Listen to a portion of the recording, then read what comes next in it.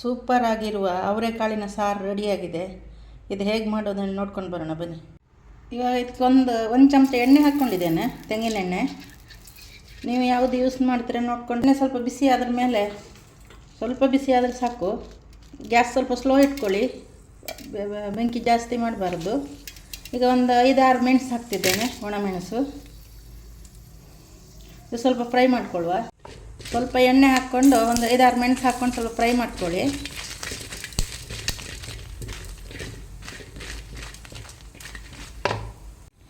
ಇವಾಗ ಒಂದು ಚಿಟಿಕೆ ಮೆತ್ತೆ ತಗೊಂಡಿದ್ದೇನೆ, ಹಾಕ್ತೇನೆ. ಆಮೇಲೆ ಒಂದು 1/4 ಚಮಚ ಜೀರಿಗೆ, ಸ್ವಲ್ಪ ಫ್ರೈ ಆಗಲಿ. ಜೀರಿಗೆ ಒಂದು 1/4 ಚಮಚಕ್ಕಿಂತ ಸ್ವಲ್ಪ ಕಮ್ಮಿ ತಗೊಳ್ಳಿ, 1/4 ಚಮಚ ಫುಲ್ ಬೇಡ, ಒಂದು ಸ್ವಲ್ಪ ತಗೊಂಡ್ರೆ ಸಾಕಾಗುತ್ತೆ. ಒಂದು 2 ಚಮಚ ಕೊತ್ತಂಬರಿ ಕಾಳು, ಇದು ಸ್ವಲ್ಪ ಫ್ರೈ ಮಾಡ್ಕೊಳ್ಳುವ. ಮತ್ತು ಒಂದು ಅರ್ಧ ಕೊತ್ತಂಬರಿ ಕಾಳೆಲ್ಲ ಫ್ರೈ ಆಯಿತು. ಈಗ ಸಾಸಿವೆ ಹಾಕ್ಕೊಳ್ತೇನೆ, ಒಂದು ಅರ್ಧ ಚಮಚ ಹಾಕ್ಕೊಂಡು ಸ್ವಲ್ಪ ಫ್ರೈ ಮಾಡ್ಕೊಳ್ಳುವ. ಸಾಸಿವೆ ತರಕಾರಿಗೆಲ್ಲ ಹಾಕೋದಿಲ್ಲ ನಾನು, ಒಗ್ಗರಣೆಗೆ ಮಾತ್ರ ಹಾಕೋದು. ಆದರೆ ಇದು ಸ್ವಲ್ಪ ಗ್ಯಾಸ್ಟ್ರಿಕ್ ಅಲ್ಲ, ಅದಕ್ಕೆ ಸ್ವಲ್ಪ ಸಾಸಿವೆ ಹಾಕ್ತಿದ್ದೇನೆ. ಇವಾಗ ಗ್ಯಾಸ್ ಬಂದ್ ಮಾಡುವ. ಫ್ರೈ ಆಯಿತು. ಈಗ ಅರ್ಧ ಕಡಿ ಕಾಯಿ ತಗೊಂಡಿದ್ದೇನೆ, ಇದನ್ನು ತುರ್ಕೊಳ್ವ. ನಾನು ಇವಾಗ ಒಂದು ಮಿಕ್ಸಿ ಜಾರ್ ತಗೊಂಡಿದ್ದೇನೆ. ಹುರಿದಿಟ್ಟ ಮಸಾಲೆನೆಲ್ಲ ಇದಕ್ಕೆ ಹಾಕ್ಕೊಳ್ಳುವ. ಇವಾಗ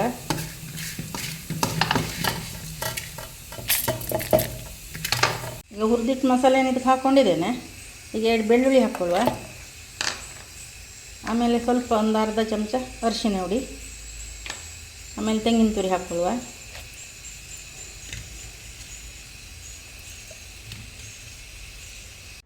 ಈಗ ಸ್ವಲ್ಪ ನೀರು ಹಾಕ್ಕೊಂಡು ನುಣ್ಣಗೆ ರುಬ್ಕೊಳ್ಳುವ.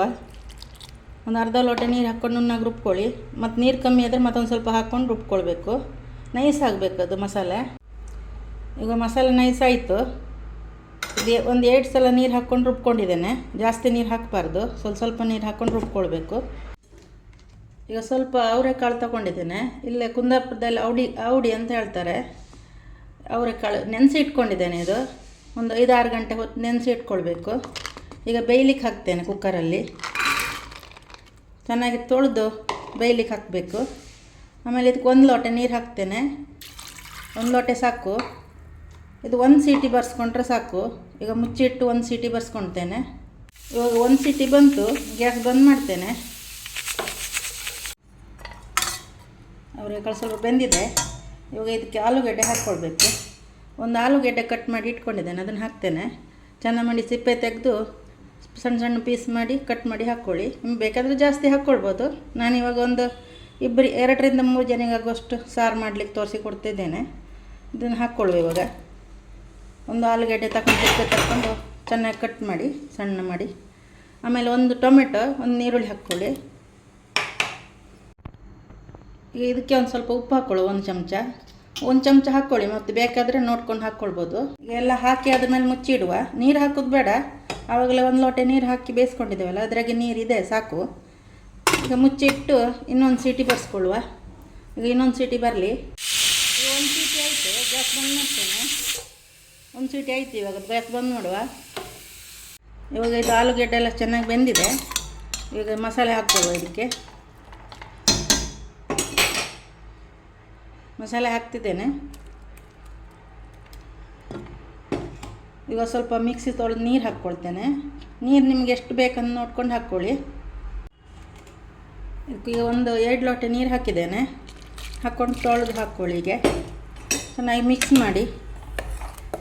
ನಿಮ್ಗೆ ಬೇಕಾದರೆ ತೆಳು ಬೇಕಾದರೆ ಮತ್ತು ಸ್ವಲ್ಪ ನೀರು ಹಾಕ್ಕೊಳ್ಳಿ, ತೊಂದರೆ ಇಲ್ಲ.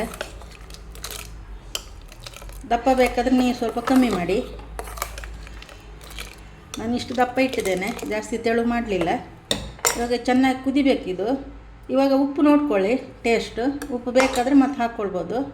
ನಿಮ್ಗೆ ಸ್ವಲ್ಪ ಚಪ್ಪೆ ಆದರೆ ಉಪ್ಪು ಹಾಕ್ಕೊಳ್ಳಿ. ಈಗ ಚೆನ್ನಾಗಿ ಕುದಿ ಬರ್ತಾ ಇದೆ. ಒಂದು 5 ನಿಮಿಷ ಚೆನ್ನಾಗಿ ಕುದಿ ಬರಬೇಕದು. ಚೆನ್ನಾಗಿ ಕುದಿ ಬಂದಿದೆ. ಇಷ್ಟು ಬಂದರೆ ಸಾಕು. ಒಂದು 5 ನಿಮಿಷ ಆಯಿತು, ಚೆನ್ನಾಗಿ ಕುದಿ ಬಂದಿದೆ. ಇವಾಗ ಗ್ಯಾಸ್ ಬಂದ್ ಮಾಡ್ತೇನೆ ನಾನು.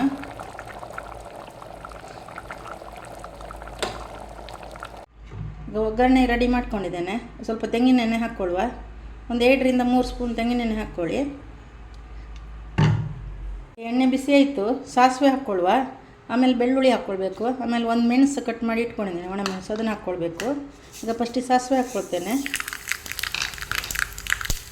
ಆಮೇಲೆ ಒಂದು 4-5 ಬೆಳ್ಳುಳ್ಳಿ ಗುದ್ದಿ ಇಟ್ಕೊಂಡಿದ್ದೀನಿ, ಅದನ್ನು ಹಾಕ್ತೇನೆ. ಅದಕ್ಕಾದ ನಂತರ ಒಂದು ಒಣಮೆಣಸು ಕಟ್ ಮಾಡಿ ಹಾಕ್ಕೊಳ್ಳಿ, ಸ್ವಲ್ಪ ಫ್ರೈ ಮಾಡ್ಕೊಳ್ಬೇಕು. ಇವಾಗ ಚೆನ್ನಾಗಿ ಕಾದಿದೆ, ಗ್ಯಾಸ್ ಬಂದ್ ಮಾಡ್ತೇನೆ. ಇದಕ್ಕೆ ಹಾಕ್ಕೊಳ್ಳುವ. ಇವಾಗ